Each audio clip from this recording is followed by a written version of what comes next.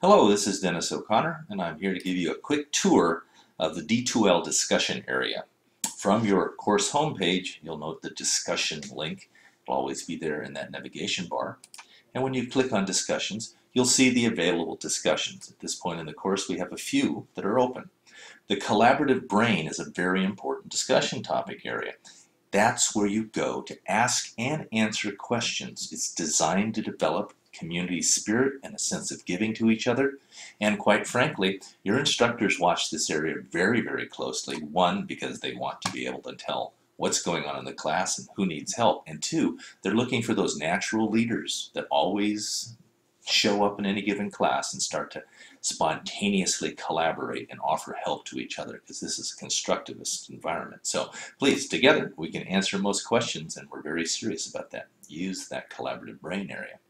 In the practice discussion area, which we'll go into in a minute, that's where you can get started just practicing with the software so you can get comfortable before the class begins. And the kitchen is a lounge area where you can informally converse with anybody you want to.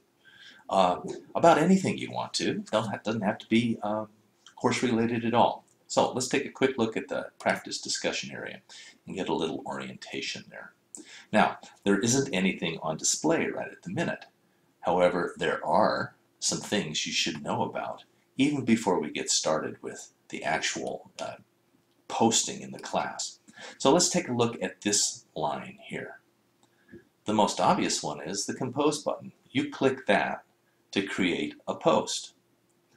I want to also, though, point you towards settings, because it's an important part of the discussion area to get it set the way you like it. And many people just skip this. So let's take a quick look at what the settings give you a chance to do. They essentially allow you to control how things look on the page.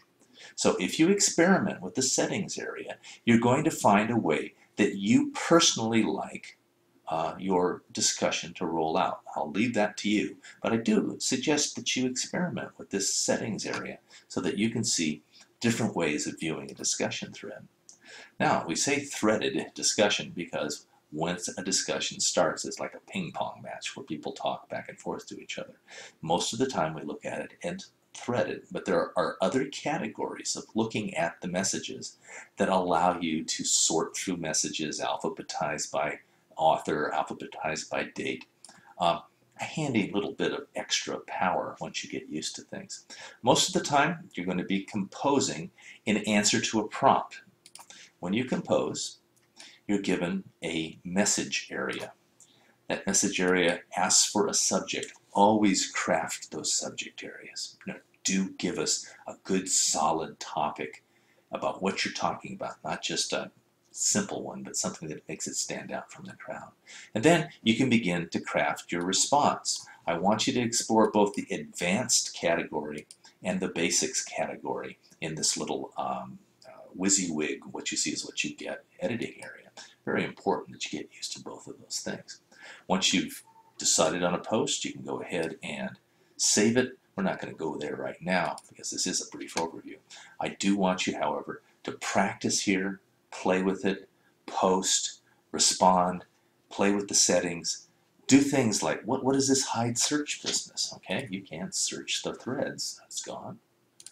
Now it's back. You want to find something, remember the keywords, and you can search right to it. There's lots of nuances here, so take the time to get used to it. I hope this helps. I hope this makes a richer experience for you in your first class in our certificate program.